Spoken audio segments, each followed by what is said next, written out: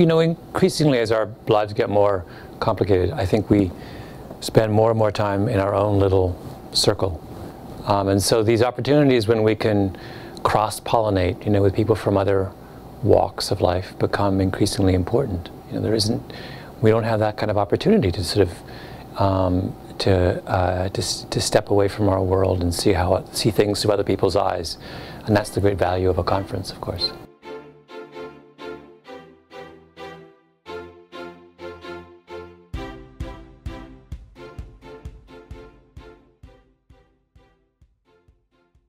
You always have to remember there's sort of two levels of lessons.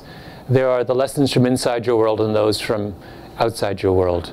Obviously, someone like me coming to this conference, I can't tell anyone at this conference anything new about the particulars of, you know, manufacturing complex, you know, things or products, or, you know, I have no credibility in that particular. But what I can do is give them much broader insights from outside their world to let them know, for example, that whether people in other professions are grappling with very similar kinds of problems, which I think is true.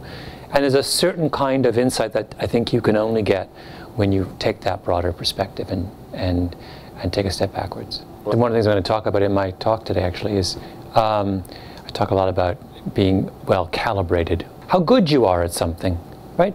And the only way you can figure that out is by process of comparison, is getting feedback and observing others and seeing that gives you a chance to evaluate what you're good at, what you're not good at, where you need to improve.